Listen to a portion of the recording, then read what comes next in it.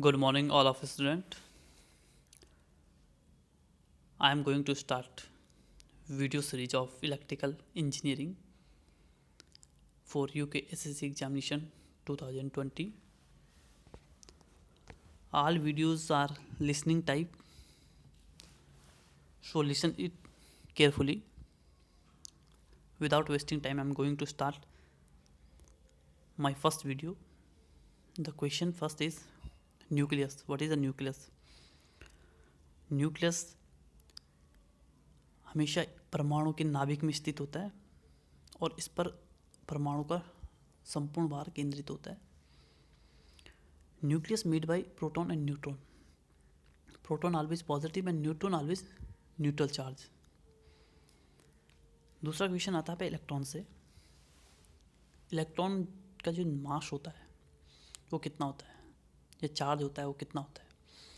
तो इलेक्ट्रॉन का जो मास है वो 9.107 इंटू 10⁻³ किलोग्राम और जो आवेश होगा वो 1.692 इंटू 10⁻19 कूलाम होगा. एक क्वेश्चन और राइज होता है कि जो इलेक्ट्रॉन का मास है वो हाइड्रोजन के मास का कितना टाइम्स है. तो वह है 1.1840 भाग. दूसरा क्वेश्चन आता है what is the neutral material.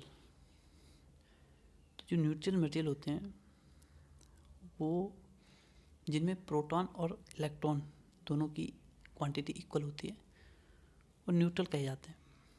और जिनमें प्रोटॉन इलेक्ट्रॉन की मात्रा अर्थात क्वांटिटीज अनइक्वल होती है तो इलेक्ट्रिकली चार्ज मटेरियल कहे जाते हैं. तीसरा क्वेश्चन आपका राइज होता है कंडक्टर से.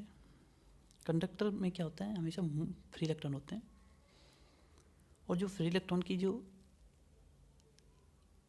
डायरेक्शन होती है वो रैंडम होती है अर्थात रैंडमली मूव करते हैं जब तक कि उनमें कोई पोटेंशियल डिफरेंस अप्लाई नहीं किया हो. जैसे ही उसमें कोई पोटेंशियल डिफरेंस अप्लाई करते हैं तो इलेक्ट्रॉन एक पर्टिकुलर डायरेक्शन में बहने लगते हैं. तो इलेक्ट्रॉन का जब एक दिशा में जो बह रहा है प्रवाह वही इलेक्ट्रिक करंट कहलाता है. बट इलेक्ट्रिक करंट हमेशा जस्ट अपोजिट होता है इलेक्ट्रिक फ्लो के अर्थात इलेक्ट्रॉन फ्लो के जस्ट अपोजिट होता है उसकी डायरेक्शन. नेक्स्ट क्वेश्चन जो आता है इलेक्ट्रिक करंट होता है. इलेक्ट्रिक करंट होता क्या है Q/T अर्थात रेट ऑफ चार्ज. इसकी जो यूनिट है वो एम्पियर है और 1 एम्पियर का अगर हम इसको डेफिनेशन दें से तो अगर हम सिल्वर नाइट्रेट के घोल में विद्युत धारा अप्लाई करें और वो धारा प्रति सेकेंड 0.001118 ग्राम सिल्वर ऑब्जर्व कर ले तो उस धारा की मात्रा हमेशा 1 एम्पियर होगी. नेक्स्ट क्वेश्चन आता है रेजिस्टेंस. रेजिस्टेंस एक क्वालिटी है फिजिकल मैटर की जो इलेक्ट्रॉन के प्रवाह या विद्युत धारा के प्रवाह में अवरोध उत्पन्न करती है. ठीक है, इसकी जो एसआई प्रणाली में यूनिट है वो आपकी ओम है.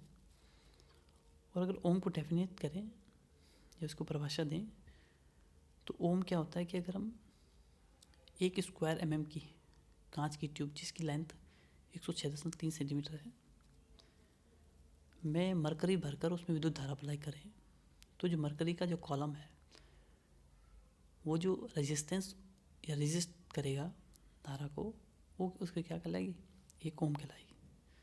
जो रेजिस्टेंस उत्पन्न होगा वो 1 ओम कहलाएगा. नेक्स्ट क्वेश्चन आता है पोटेंशियल डिफरेंस से.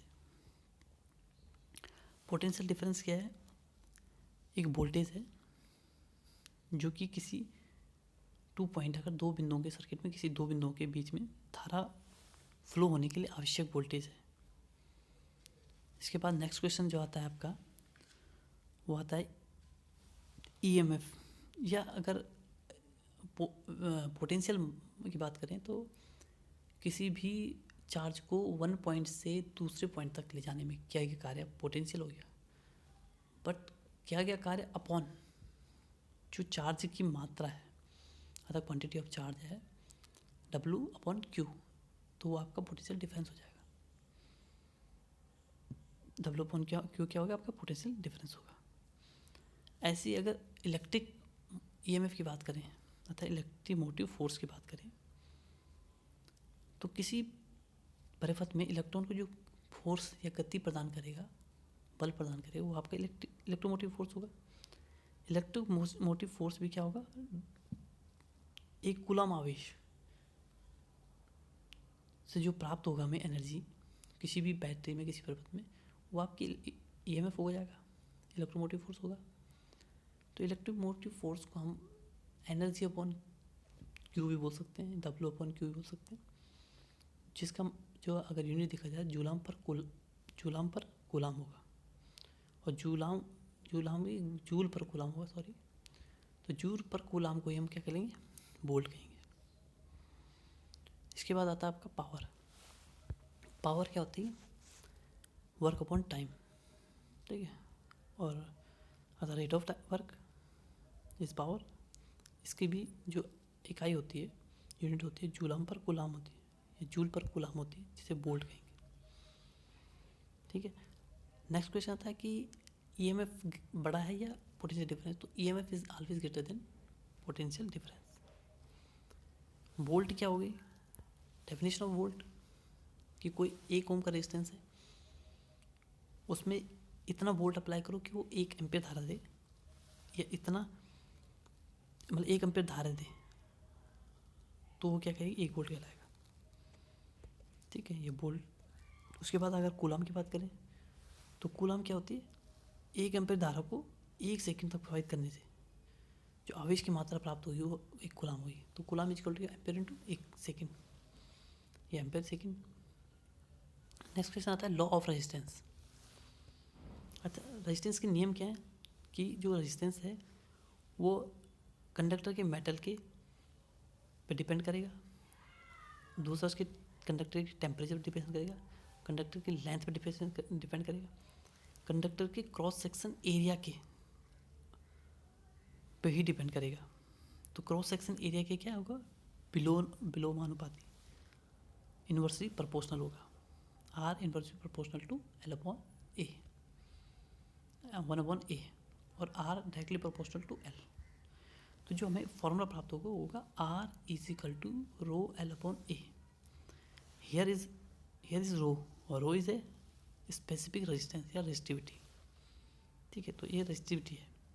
अगर हम वॉल्यूम रेजिस्टेंस की बात करें या वॉल्यूम रेजिस्टिविटी की बात करें, तो V equal to L into A, मतलब cross section area into length. When we put in the formula of R equal to rho L/A value of V, तो हमें जो मिलेगा वो क्या मिलेगा? R equal to row L²/B, या R equal to row V/A²। अर्थात जब हमारा वॉल्यूम कांस्टेंट होगा, तो जो रेजिस्टेंस है पूछा जाएगा, जब हमारा वॉल्यूम कांस्टेंट होगा तो रेजिस्टेंस जो है वो लेंथ के डायरेक्टली स्क्वायर के प्रोपोर्शनल होगा, और यदि वॉल्यूम कांस्टेंट है तो क्या होगा? जो रेजिस्टेंस होगा कंडक्टर का, वो उसके क्रॉस सेक्शन एरिया के वर्ग के इनवर्सली प्रोपोर्शनल होगा। ये 2 क्वेश्चन पुटअप हो सकते हैं। नेक्स्ट क्वेश्चन आता है, वो आपका आता है, इससे क्वेश्चन में बनते हैं R equal to rho into L/A से, ठीक है। इसके बाद अगर हम देखा जाए तो दूसरा हम इकाई पे आ सकते हैं, इलेक्ट्रिकल एनर्जी। अच्छा, एनर्जी क्या होती है? इलेक्ट्रिकल एनर्जी क्या होती है? Kilowatt hour. अच्छा, किलोवाट आवर कैसे निकलता है? V into I into T, अर्थात वोल्टेज, एम्पियर, धारा एंड टाइम। तो इसकी जो यूनिट है ये हमेशा कई बार पूछी जाती है। जैसे पूछा जा सकता है कि 1 वाट, समझ लो 1 वाट में कितने हॉर्स पावर होते हैं, समझ लो। तो 1 वाट में कितने? 1/735.5 हॉर्स पावर। ये 1 किलो कैलोरी में कितने वाट सेकंड होते हैं या कितने जूल होते हैं? तो 1 किलो कैलोरी में 4.186 इंटू 10⁻³ जूल,